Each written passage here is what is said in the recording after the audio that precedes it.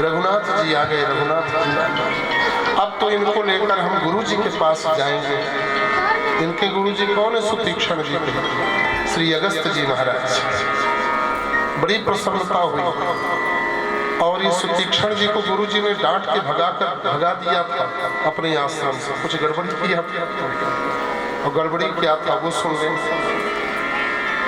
एक बार गुरु जी गए चिल्लाने शिष्यों के हाथ और इस सुतीक्षण जी ब्रह्मचारी जी आश्रम में थे। बोले ठाकुर जी से बात करना, कहाँ शालिग्राम भगवान को लिए इधर उधर जाएंगे, भोग राग में देरी होगी, स्नान वगैरह में देरी होगी, कहाँ कैसे गली रास्ता में। तो हम दुखी हो लेकिन भगवान का ये दुखी हो रास्ते। ठीक गुरु जी आप जाएं। और ये गर्मी का समय महाराज जामुन और आम का समय, बढ़िया फरेंद बोलते हैं जामुन, बढ़िया फरी हुई बड़ी बड़ी जामुन, गोली गोली वही शालिग्राम भगवान जैसे। और वही आश्रम में जामुन का पेड़ था, बढ़िया जामुन पक गई और उठा उठा करके पत्थर से उसको नीचे गिरा रहे थे जामुन थे। तो ब्रह्मचारी छोटे बच्चे, जब इतना बोध तो था नहीं, सो पत्थर खत्म हो गया तो बोले ये क्या कर रहे हैं, बैठे बैठे इन्हीं से झोरते हैं। और महाराज उठा करके शालिग्राम जी को और दिया। और जैसे शालिग्राम भगवान गए जामुन के पास, जामुन मिला कि नहीं मिला, पर शालिग्राम भगवान अंतर्धान हो गए। नीचे खूब गड्ढा पानी भरा हुआ था, उसी में जाके समाहित हो गए। अब शालिग्राम भगवान आए अंतर्धान। अब खूब खोजे, प्रयास किए, इतना प्रयास किए क्या बताया। अंत में उन्होंने सोचा कि जामुन तो है ही है पका वाला, उन्हीं को चंदन उंदन लगा करके सिंहासन में विराज दिया। गुरु जी आएंगे तो देखेंगे और उनको सेवा नहीं देंगे, हम ही करेंगे। गुरु जी लौटे शिष्यों के यहाँ से और जैसे गुरु जी लौटे तो बोले बेटा आप सेवा में भगवान का करूंगा अपना। बोले गुरु जी आप बूढ़े हो गए हैं, आप मत करिए, क्या पता कि यहाँ जामुन रखे हुए हैं, भगवान गायब है। लेकिन बेटा ये भगवान बड़े चमकदार हैं, बहुत शाइनिंग आ गई इनमें, तो बड़ी लाइट है, काले भले हैं लेकिन बड़ा सेवा किए होते। गुरु जी सब आपका आशीर्वाद है, लेकिन आप सेवा न करिएगा, सेवा हम ही करेंगे। बोले नहीं, जब हम आ गए तो हम करेंगे, तुम क्यों करोगे सेवा और जबरदस्ती करोगे क्या? नहीं गुरु जी। अब गए सेवा करने के लिए गुरु जी, और जैसे उसमें रखे महाराज जलहरी में जल पात्र स्नान कराने के लिए संघ से जल छोड़ना शुरू किया। और शालिग्राम भगवान को जैसे मले तो महाराज शालिग्राम जी का ऑपरेशन होने लगा, अलग हो गया उनका सब मामला। और बोले अरे अल्पज्ञ, ये जामुन को रखा यहाँ पर, भगवान कहाँ गए हमारे? अब कुछ लोग विनोद में कहते हैं कि फिर उन्होंने कहा कि पुन पुन चंदन पुन पुन पानी, सड़गे देवता हम खा जाएंगे। बार बार चंदन, बार बार पानी, बार बार पूजा, तो देवताओं के एक हिसाब है, कब तक वो सहन करेंगे? लेकिन ये तो विनोद के लिए कहा जाता है। रोने लगे श्री सुतीक्षण जी और बोले कि गुरु जी ऐसे ऐसे भगवान नीचे इसी गड्ढे में चले गए, मिल ही नहीं रहे। और डांट लगाया गुरु जी ने, हट जा मूर्ख कहीं कहीं, मेरा शिष्य होने लायक तू। और तभी लौट के आश्रम में आना जब भगवान को लेकर के आ। गुरु जी की डांट और लठाड़ चले गए। आज राम जी, किशोरी जी, लखनलाल जी सभी आएंगे साथ। बोले गुरु जी की हाँ मैं लेके जाऊंगा, आप अकेले नहीं जाएंगे। और साधारण नहीं, बड़े प्रेमी है सुतीक्षण जी। राम जी को जैसे जैसे नचाएंगे वैसे वैसे राम जी नाचेंगे। यही तो बात है। शुभ और अशुभ कर्म के फल देने वाले जो परब्रह्म नारायण होते हैं, परमात्मा होते हैं, पर भक्तों के पीछे पीछे फिरते हैं। कबीरदास जी महाराज लिखते हैं कि रघुनाथ जी का तो स्वभाव ही ऐसा है कि मेरा भक्त कहीं भूखा न रह जाए, पीछे पीछे हरि फिरे। कैसे? कबीरा मन निर्मल भया, जैसे गंगा नी, पीछे पीछे हरि फिरे।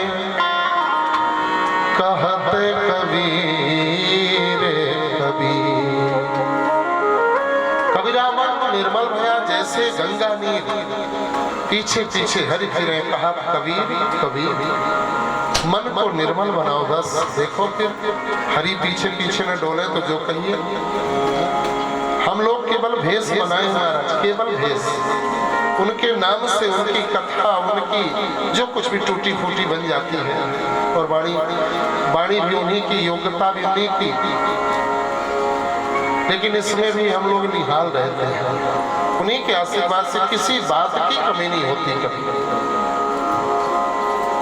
असमय में महाराज किसी भी समय में कहीं भी जो इच्छा होती है वो चीज प्रकट हो जाती है। एक छोटा सा उदाहरण दे दें। कटनी स्टेशन है आगे, हमारे साथ वो पिछली बार जो शास्त्री जी आए थे, अंजनी जी, वो साथ में थे। तो ऐसे ठाकुर जी को जो कलेव रखे हुए थे, भोग लगाए स्टेशन में ही। तो उन्होंने कहा कि भैया हम तो यहाँ, बोले कि कुछ आपकी इच्छा नहीं हो रही है, हमारी तो इच्छा हो रही है, हम कहीं अपनी इच्छा कह डालिए। बोले ऐसा लगता है इस समय कोई अगर ठाकुर जी को मीठा लेके आता, तो हम कहीं आप भी गजब की इच्छा कर रहे हैं। मीठा खा खा के हम लोग परेशान हैं, वो रखा रह जाता, कोई खाता नहीं, भक्तों को प्रसाद दे दे के पूरा कर देते हैं। थाली में देता कोई मीठा तो एकदम उछल जाते हैं, और यहाँ आपको मीठा खाने की इच्छा हुई। बोले हमारी नहीं, इनकी हो रही है। तो हम कहें कि अच्छा, तो जब इनकी हो रही तो फिर कुछ बात तो जरूर है। इतना हम लोग बोल रहे हैं, पीछे से गुरु भाई जी आ रहे हैं इस शहडोल जिला का, और वो हम लोग दूर से ही देखे और मिठाई का डिब्बा निकाल लिए हाथ में। बोले भैया जी, हमें लगा अभी हम कथा से आ रहे हैं, वेदांती जी महाराज जी की कथा, वेदांती जी चित्रकूट वाले महाराज जी। तो वो बोले उन्हीं के शिष्य हैं या उन्हीं कथा में रहते थे पंडित जी। तो बोले वहाँ खूब प्रसादी मिली, आप दिख गए तो हमें लगा एक डिब्बा आपको मीठा हम देते। तो हमने कहा देखिए आप, इनकी इच्छा हुई तो देखिए कैसे प्रकट हो गया सब। ऐसे ऐसे एक घटना नहीं, 1000 घटना है महाराज इन ठाकुर जो साफ है। जो इच्छा करी हम मनमाही, हर प्रसाद दुर्लभ कछु। भावना हो, उनको पत्थरा न मानिए। ये पाषाण मूर्ति है, ये धातु की मूर्ति है, ये पीतल की है, ये सोने की है, लोहे की है, काष्ठ की है, ऐसा नहीं सोचना चाहिए। भगवान है, पक्का है। पूर्ण विश्वास पूर्वक देखो, आनंद करोगे जीवन में, सुखी रहो। बस हमारे मानने में देरी है, उनके करुणा में देरी नहीं है। हम मान ले, विश्वास कर ले, बस वहीं से कहानी शुरू हो जाएगी। ऐसे दिल्ली में गए, एक भगत जी बुलाए, सेठे थे, वैश्य परिवार, राजस्थान के थे, चूरू जिला। बोले गुरु जी आइए, भागवत का मुहूर्त निकाल दीजिए। तो गए, तो उनके बहू के बच्चा होना था। तो बोले गुरु जी फिर आप फोन से ही मुहूर्त निकलवा लेंगे, कन्हैया जी हमारे घर में आने वाले हैं। तो फिर इकट्ठे वो कन्हैया भी बनेंगे जब जन्म होगा, तो और आनंद आएगा। हम कहे अच्छी बात है बाबूजी, फिर फोन से बात हो जाएगी, और फिर हम लोग आगे कार्यक्रम में चले जाएंगे। तो जब नीचे उतरे, उनके बच्चा, मतलब वो जिसके बालक होना था वही उनका पुत्र गाड़ी से हम लोगों को छोड़ने गया जहाँ रुके थे दिल्ली। तो हमने बाबूजी से कहा कि बाबूजी आपने क्या कहा, कन्हैया जी आएंगे आपके घर में, और ये ठाकुर जी साथ में थे। तो बोले जी महाराज जी कन्हैया जी आएंगे, इसलिए तो कहीं 4 महीना रुक जाए। तो हमने कहा कन्हैया जी नहीं आएंगे, बलदाऊ भैया भी साथ में आएंगे, केवल कन्हैया भर नहीं आएंगे। अब मुँह से निकल गया, और अब बड़ा धर्म संकट, वो शास्त्री जी थे ही साथ। तो बोले भैया कभी आप ऐसे नहीं बोलते थे, ये क्या बोल दिया आप उठपटा कि कन्हैया जी नहीं बलदाऊआ भैया साथ में आए। हम क्या बुला गए, अब हमने जान के तो बोला नहीं, निकल ही गया मुँह से। अब आप भरोसा करिए, पीठे में बैठा हूँ, 4 महीना बाद फोन आता, महाराज जी कन्हैया जी नहीं बलदाऊ जी भी आए हैं, तो जुगल नाती आए हैं, पोता हमारे 2। इसको क्या कहिएगा, मतलब ये साची घटना बता है। कई ऐसे 1000 घटनाएं हैं कि ठाकुर जी मेरे साथ घटनाएं जुड़ी हुई। तो कोई भरोसा करे भगवान के ऊपर, आज भी ठाकुर जी कृपा करें। लेकिन एक और दुख की बात बतला दें, उस सेठ ने आज तक भागवत नहीं सुना महाराज। गजब का कंजूस, आज तक उसने नहीं सुनी भागवत। अब वो कन्हैया के भी कन्हैया हो गए हैं, 20 साल हो गए, आज तक भागवत नहीं सुना, ना मुहूर्त निकाला। और मेरे व्हाट्सएप में सीपी सत्संग ग्रुप में जुड़ा है, और इतना निर्लज्ज है, इसके बाद भी महाराज जय सिया राम लिखता रहता है। गजब। ऐसे वैसे लोग हैं जगत में, क्या मतलब मेरे कहने का आशा, मैं कुछ कह नहीं रहा हूँ, एक बात की बात बोल रहा हूँ कि उसकी भावना देखिए, मतलब उसको तब तो भरोसा कर लेना चाहिए भगवान पर, आचार्यों पर, कि ये बात है जगत में, अगर आप मानो तो। लेकिन गजब की खोट है, ठाकुर जी हैं, पर अपने हृदय के कलमश को समाप्त करो आप, प्रभु की कृपा होगी निश्चित होगी। गम्यता वत्स सौमित्रे भगवान पीछ गच्छतु आगंतव्यं च ते दृष्ट्वा पुनरेवाश्रमं प्रति। अब गुरु जी के पास लेकर के गए, गुरुदेव गुरुदेव नाथ कौशलाधीश कृपाला, आपका दर्शन करने के लिए आए हुए हैं। अरे ये तो मेरे सुतीक्षण की आवाज आ रही है। अगस्त जी महाराज बाहर निकले तुरंत, अरे बच्चा सुतीक्षण, क्या बात है बेटा, आ गए तुम? मैंने जो कहा था याद है? अरे गुरुजी आपकी बात कैसे मिथ्या हो सकती, देखिए एक के पीछे आपने भगा दिया था, 3 आए हैं, देख लीजिए। एक शालिग्राम के पीछे आश्रम से बहिरे कर दिया। अब देखिए, अब तो जैसे राम जी को देखा, लक्ष्मण श्री किशोरी जी को निहाल हो गए महाराज अगस्त जी। पहले तो अपने चेला को करेजा से लगाया, बोले वाह बेटा, कभी कभी चेला भी महान होते हैं, अपने गुरु जी को भगवान का दर्शन करा देते हैं, जबकि अगस्त जी साधारण नहीं थे तो महान थे ही। पर देखिए कभी कभी चेला के माध्यम से भगवान का दर्शन होता है गुरुजनों को, अक्सर ऐसा देखा गया है कई जगह। फिर रघुनाथ जी श्री अगस्त जी के चरणों में प्रणाम करते हैं, क्योंकि वो आदर्श मानव चरित्र, भगवान कृष्ण ने अपनी भगवत्ता का दर्शन जगह जगह कराया, पर रघुनाथ जी ने नहीं कराया, वो आदर्श मानव का चरित्र। उन्होंने प्रणाम किया, और फिर श्री रघुनाथ जी को प्रणाम करते देख के ऋषियों ने भी प्रणाम किया, अगस्त जी ने हृदय से लगा लिया। इस प्रकार से प्रेम से अगस्त जी के आश्रम में और श्री अगस्त जी से निवेदन किया, सरकार अब आप हमें कुछ विद्या प्रदान करें, क्योंकि आपने रखा है और उसका सदुपयोग करने का समय आ गया। श्री अगस्त जी महाराज ने दिव्य दिव्य विद्याओं को प्रदान किया रघुनाथ, बड़ी तेजस्वी विद्या, आदित्य हृदय स्तोत्र वगैरह वो श्री अगस्त जी महाराज ने ही रघुनाथ जी को दिया है, ऐसी ऐसी दिव्य दिव्य। और महाराज इसके बाद श्री रघुनाथ जी अगस्त जी से विदा लेकर के, और फिर पंचवटी में श्री जटायु जी से भेंट हुई है। गिरिधराज जटायु जी ने देखकर रघुनाथ जी को कहा, हे राघव, जब से आप अयोध्या से चले हैं तब से मैं आपको देख रहा हूं, क्योंकि गिरिधर दृष्टि अपार, मैं पंचवटी से देख रहा हूँ, अयोध्या से आप जब चले हैं कैसी कैसी स्थिति, पर मुझे लग रहा था मेरे लाल आप कब मुझे दर्शन दोगे। श्री लक्ष्मण कुमार परेशान हो गए, हे भगवान ये तो है पक्षी, लेकिन अधिकार पूर्वक बात कर रहा है, ये कौन है?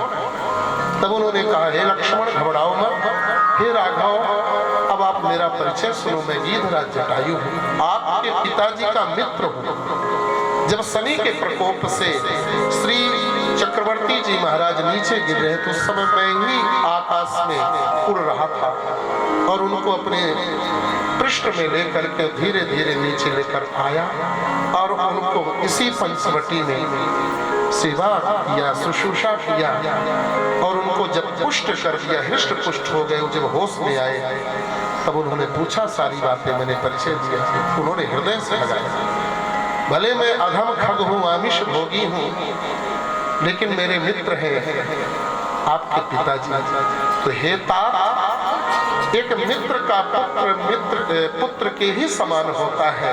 जैसे आप अपने पिता के पुत्र हैं, वैसे मेरे भी पुत्र हैं।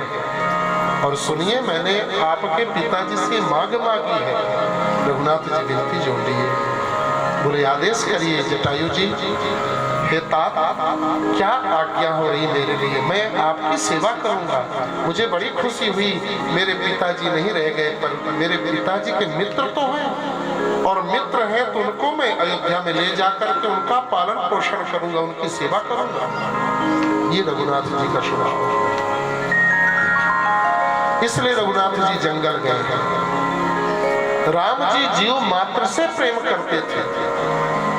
आखिरी पंक्ति में बैठने वाला व्यक्ति भी रघुनाथ जी का लाड़ प्यार प्राप्त करता था। ऐसे मेरे रघुनाथ जी का स्वभाव। तब राजा राम हुए, तब आदर्श राम का ये चरित्र हम लोग बड़े भाव से कहते सुनते हैं। और राम राज्य की स्थापना इसी दृष्टिकोण से प्रकट हुई है। श्री रघुनाथ ने सबको स्नेह किया, सबको प्यार किया। और जीवन में जो रघुनाथ जी से ये सीख न लेगा वो कभी सुखी नहीं रहेगा। जाति पाति पंक्ति भेद, अक्सर राजनीतिक लोग गड़बड़ करते हैं। वोट का बैंक जिधर ज्यादा रहेगा बैलेंस, उधर का कुछ न कुछ खुटका निकाल करके और अपनी ओर करेंगे। जबकि वो ये नहीं जानते हैं कि राजनीति उसे नहीं कहते हैं कि बीच में तुम जाति में और मजहब में भेद उत्पन्न करके सब कुछ गड़बड़ कर दो।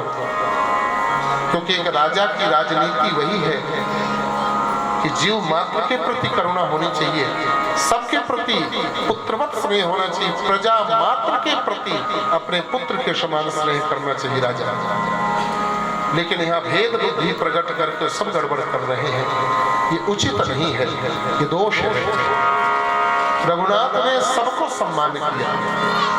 देखिए, ऋषि मुनियों से लेकर के, माताएं बहनें से लेकर के सब। अब देखिए, पशु पक्षियों में आ गए, पक्षियों को भी स्नेह कर रहे हैं। आपको मैं अपने पिताजी के समान आदर करूंगा तात।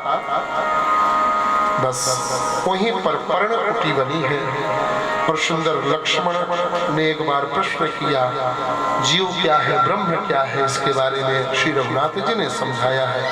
उसी समय सुपनखा रावण के बहनी, दुष्ट हृदय दारुण जस अहिनी, पंचवटी सो गई एक बार, पंचवटी पहुंच गई। और रघुनाथ जी को देखा और उसने विवाह का प्रस्ताव रख दिया ठाकुर जी से। रघुनाथ जी ने कहा कि हे सुंदरी, मेरे साथ मेरी धर्म पत्नी है, मैंने विवाह कर लिया है और मैं दूसरा विवाह नहीं करूंगा, क्योंकि एक पत्नी व्रतधर हूं मैं। सुपनखा ने कहा कि मुझे लगा मैं अब तक कुंवारी थी, अब तुम्हें देखकर कुछ मन को संतोष हुआ। बहुत ज्यादा तो सुंदर नहीं हो काले कलूटे, पर फिर भी सुंदर हो, तो मन माना कुछ तुम्हें नहीं, थोड़ा सा मन माना। रघुनाथ जी विचार करने लगे, हे भगवान, किशोरी जी की ओर देखे, बोले तुम लोग तो सोच रही थी हम बहुत सुंदर है और ये हमें थोड़ा स्वीकार किया इसे। किशोरी जी भी घबरा गई, हे भगवान, मेरे रघुनाथ जी कैसे बोल रही है, थोड़े से सुंदर है, काले कलूटे हैं। रघुनाथ जी ने भी धीरे से चुटकी लिया कि अगर ये 80 साल की बुढ़िया अभी तक ये कुमारी बनी है तो हमने भी धीरे से क्यों ना विनोद करने। तो उन्होंने कहा, आहाई कुमार मोर लघुराता, मेरा लक्ष्मण भी कुमारा बैठा है, जाकर उसी से ब्याह कर लिया। अब लोग प्रश्न करते हैं कि महाराज जी, मैंने वो झूठ बोली, वो राक्षसी थी, राम जी का है झूठ बोले, असत्य भाषण राम जी क्यों किए? राम जी ने एक भी असत्य नहीं बोला। जब वो विवाहिता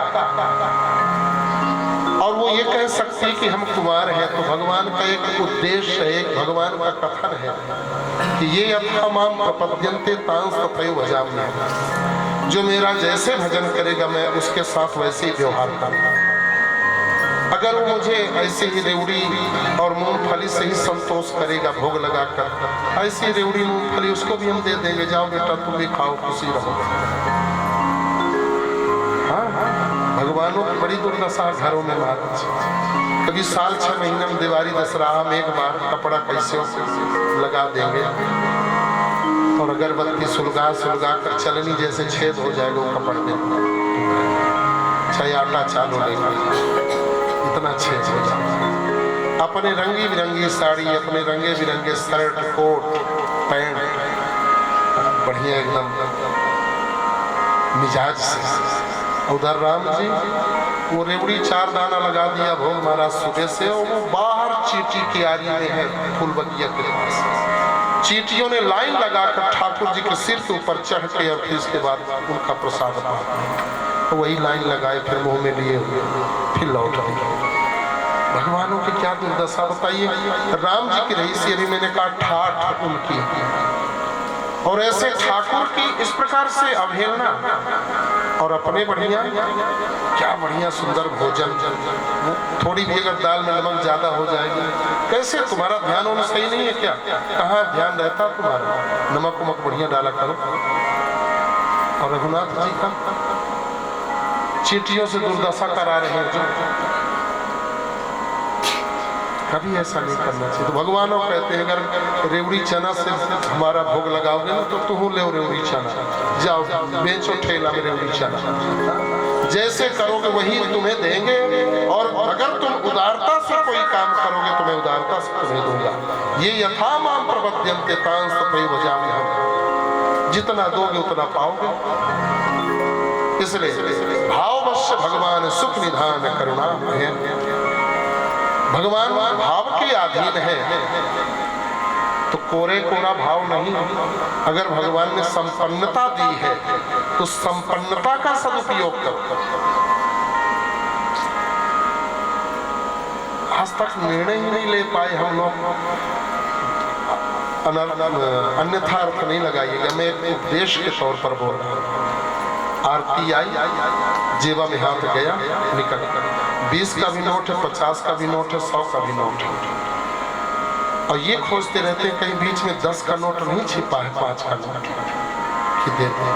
मतलब भगवानों से समझौता करते ये निर्णय आज तक नहीं कर पाए, और वहीं पर उसी समय अभी घर नहीं लौटे, पत्नी का फोन आ जाएगा, सुनो जी आज उधर से जो है समोसा लेते हैं, पॉकेट में समोसा बनवा के वही 100 नहीं 500 के नोट में सेट करवा के समोसा लेकर चले जाएंगे, खा करके, और महाराज उल्टा सीधा। लेकिन भगवान के पास जो निर्णय नहीं ले पाया कि 20, 50, 100 के नोट अगर सामने दिख गए तो यही निर्णय नहीं कर पाया सही कि हम किसको दें, कौन वाले नोट को दें। उसमें भी खोजता है कि 10 का कहाँ है, 5 का कहाँ है। ये स्थिति है। अब तो खैर रुपया 2 रुपया नहीं चलती है। एक जमाना था आरती पहले चलती थी, आती थी, एक व्यक्ति जेबा में हाथ डाला, 1 रुपया निकाला, आगे से आरती धीरे धीरे आ रही है, मुट्ठी बांधे, ऐसी गर्मी का दिन था, पकड़े हाथ, और जब नजदीक आरती आई उसके सामने देखा मुट्ठी खोल के पसीना बह रहा था। उसने कहा अरे राम ये रो आ रहा है, मेरे पास से नहीं जाना चाहता पैसा। उसने पोंछ के गमछे में फिर से डाल दिया, ऐसे ले लिया, तुम्हें जाने नहीं देंगे। अरे राम इतना दुखी, ऐसे ऐसे कंजूस खोपड़ी पड़े होता। मैं अपने लिए नहीं कह रहा हूँ, ये मत सोचिएगा, एक बात आई इसलिए मैं कह रहा हूँ। मतलब आज तक हम भगवान के हैं कि नहीं हैं, कितने परसेंटेज में भगवानों से महाराज खिलवा, ये स्थिति करके बैठ गए। ये एक सिद्धांत की बात है, तो जो हो एकदम दिलेरी से हो। अगर भगवान ने दिया, नहीं दिया तो पत्रम पुष्पम फलम तोयम यो में भक्ति अपेक्षते। एक वचन है हर जगह, पत्रम एक पत्र, पुष्पम एक पुष्प, फलम एक फल। ये नहीं कहा कि दलय हो, अगर प्रेम है तो एक पुष्प भी, और उन्होंने दिखाया ठाकुर जी ने, जब गजेंद्र ने एक फूल, भागवत की कथा, जब गजेंद्र ने एक पुष्प लेकर के, हे ठाकुर जी अब मैं हरे ढंग से हार गया हूँ, आपका हूँ, आप मेरे ऊपर कृपा करिए। द्रौपदी बहन जिस समय चक्र छोड़ा था शिशुपाल को दंड देने के लिए, मारने के लिए, उस समय रक्त आ गया था। द्रौपदी जी ने देखा उसी समय, अरे राम राम, मेरे कान्हा के, मेरे सखा के हाथ में रक्त आ गया। तुरंत अपनी महंगी साड़ी को उसी समय फाड़ करके और हाथ में लगा दिया, बांध दिया। और जिस समय द्रौपदी बांध रही थी उस समय कान्हा जी उनकी आंख में आंख डाल करके देख रहे थे, बहन एक दिन इस तागे का, इस सूत्र का कितना ज्यादा बंडल होगा, कितना ज्यादा भड़मार होगा तुम्हारी रक्षा के लिए, तुम भी नहीं सोच पाओगे। वही है, साड़ी है कि नारी है, कि साड़ी ही कि नारी है, कि नारी बीच साड़ी है। इतना वस्त्रावतार भगवान का हो गया। कहने का से कि भगवान प्रेम के भूखे, अगर आपको दिए हैं कुछ तो उसमें कंजूसी मत करो, और नहीं दिए हैं तो बस हृदय ही पर्याप्त है। प्रभाव हमारा निर्छल हो, मान्यता हमारी अंदर से क्लियर हो, गड़बड़ ना हो, बस। ये गई सुपनखिया से बात उठ गई महाराज, अहि कुमार मोर लघु भाग। अगर तुम कुमारी हो तो वो कुमार है, तो कैसे कुमार है? दूसरा भाग, क्षत्रियों में कुंवर शब्द का प्रयोग होता है, जैसे कुंवर अर्जुन सिंह, कुंवर शब्द का संबोधन, इसलिए कुंवर शब्द का ही प्रयोग किया रघुनाथ जी ने। और कवि को एक शब्द बढ़ाने और घटाने का अधिकार, इसलिए कुंवर की जगह कुंवार कह दिया। अहि कुंवार मोर लघु भ्राता, पहुंच गई वहीं पर। हाँ आप तो ठीक हैं, अरे वो तो काले का लूटे हैं। लक्ष्मण ने कहा कि देवी आपका परिचय बतला दिया। परिचय क्या है? मैं तो विवाह करना चाहती हूँ, आपके बड़े भैया से मैं चाहती थी, उन्होंने आपके पास भेजा। अच्छा अच्छा, कोई बात नहीं है। ये बताओ तुम स्वामिनी बनोगे, रानी बनोगी कि दासी बनोगी? मुझे ये बताओ। बोले मैं दासी बनूंगी, कभी मुझे देख नहीं रहे हो? लखन ने कहा मुझे नहीं देख रहे, यहाँ धनुष बाण और तलवार कटार टे रहा हूँ, कुल्हाड़ी उल्हाड़ी सही कर रहा हूँ, जो सेवक का काम है। दरवाजे में हूँ, वो अंदर है। प्रभु समर्थ कौशलपुर राजा, जो कछ करें नहीं सब छाजा। राजा महाराजा तो चार ब्याह कर लेते हैं, कोई दिक्कत नहीं, उन्हीं से करो ब्याह, हम तो उनके सेवक हैं। और जैसे इतना कहा, बोली ये बात, बोले और क्या? फिर से गई। राम जी ने कहा जब ब्याह करना होता तो ऐसी ठनगनी करते हैं लोग बाग, जाओ एक बार और प्रयास करो। महाराज उसको फुटबॉल बना लिया, दोनों भाइयों ने मिलकर विनोदे करना शुरू कर दिया उसके साथ। अंदर से बाहर, बाहर से अंदर, वो जान गई बीच में ये जो एक स्त्री है किशोरी, इसी के चलते हमारी दाल नहीं गल रही है। और किशोरी जी की ओर जैसी वो दौड़ी कि इसको मैं समाप्त कर दूं, इसके बाद ही हमें स्वीकार कर लेंगे। राम जी ने कहा जिधर तुम दौड़ रही हो ना, एक बार देख लेगी तो भस्म हो जाओगी, लेकिन वो तो अपनी सेवा में है, शालीन है। तुरंत इशारा किया लक्ष्मण को, लक्ष्मण जी भैया देखिएगा मेरी ओर, क्योंकि वहां कहा नहीं किसका नाक कान काटो, नहीं तो गड़बड़ हो जाता। लक्ष्मण मेरी ओर जी भैया, हाँ समझ गए? हाँ लक्ष्मण हूँ, और लक्ष्मण हूँ, ये बस इसने किया राम जी ने, और कुछ कहा नहीं कि नाक कान काटो। इसका मतलब क्या हुआ? ऊपर इशारा किया स्वर्ग, स्वर्ग का पर्याय क्या है लक्ष्मण? नाक। स्वर्ग को नाक भी कहा जाता है। जी भैया, उसका मतलब? हाँ हाँ समझ गया भैया। चार अंग, चार का मतलब क्या? चार वेद, और वेद का पर्याय श्रुति, और श्रुति मतलब कान। लक्ष्मण इसका नाक कान दोनों काटो, जल्दी से काटो। महाराज इतना कहा, धीरे से पूछ लिया आकर लक्ष्मण को माने। आप तो बड़ी दुखी हुई, खरदूषण शिष्या के पास पहुंच गए। श्री लक्ष्मण कुमार जिस समय नहीं थे उसी बीच में रघुनाथ जी ने किशोरी जी से इस बात को कहा कि देखो निशाचर लोग आने वाले हैं, क्योंकि जो नाक कान कटा है तो ऐसे काम नहीं होगा, अब तो बहुत कुछ कटेगा, अब बहुत लोग कटेंगे, क्योंकि एक स्त्री का नाक कान कटा है, जाने कितने का गला कटाएगी अब वो भगवान माने। इस प्रकार से श्री रघुनाथ जी ने सिद्धांत की चर्चा किया। किशोरी जी ने कहा कि इसीलिए तो मैं कह रही थी आप तलवार धनुष बाण लेके न चलिए, और लक्ष्मण को भी मैंने मना करवाया था, लेकिन आप माने नहीं, आप बिना मतलब का झगड़ा कर लिए। तो बोले बीच में तुम्हें खा लेती तो, बोले खा लेती तो खा लेने देते, अब आपके लिए तो दिक्कत न होती। बोले मेरे रहते तुम्हें कुछ दिक्कत होगी। लक्ष्मण कुमार को बोले लेके जाओ अंदर खोह में, और उसी समय 14 सहस्त्र राक्षस आए महाराज, खरदूषण त्रिशिरा,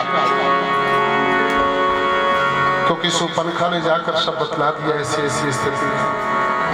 उसने झूठ बोला, बोले भाइयों एक सुंदर नारी है उनके साथ, उसी को लेने के लिए मैं गई थी कि आप लोगों को मैं सौंप दूंगी ले आके, ये नहीं कही कि हमें ब्याह करना चाहती।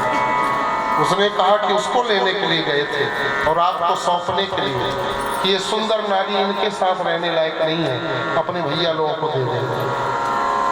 खरदूषण त्रिशिरा बोले बहन अब तुम यहीं पर विश्राम करो, पट्टी उट्टी बंधवाओ नाक कान में, अब हम लोग जा रहे हैं। और महाराज वहां गया, जब रघुनाथ जी को उसने देखा तो विचार करता, हम भरी जन्म सुनो सब भाई देखी नहीं अस सुंदर दाई, यद्यपि भगनी तीन कुरूपा लेकिन बध लायक नहीं पुरुष अनूठा। यद्यपि बहन को इसने कुरूप किया है लेकिन बध लायक नहीं है। जाओ बोलो अपनी पत्नी को सौंप दे मुझे और ये लौट जाए। जब समाचार रघुनाथ जी को मिला, रघुनाथ जी ने कहा कि युद्ध करने आए कि यहाँ पर वाणिज्य व्यापार करने के लिए आए हैं, कौन सुंदर है कौन गंदा है, सुंदर है ठीक है अच्छी बात है, लेकिन युद्ध करने आया है तो युद्ध करे, बोलो जाके अपने स्वामी से। तो रघुनाथ जी ने ऐसी माया किया कि 14 सहस्त्र राक्षस एक दूसरे में राम का दर्शन कर करके स्वयं आपस में मार मार करके मर गए।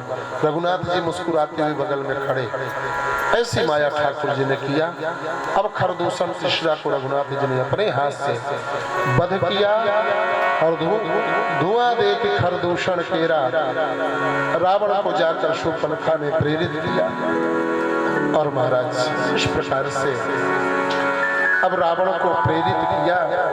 रावण भी जाकर के मारीच के पास पहुंचा, मारीच ने समझाया, वाल्मीकि रामायण के अनुसार 2-2 बार लौटाया।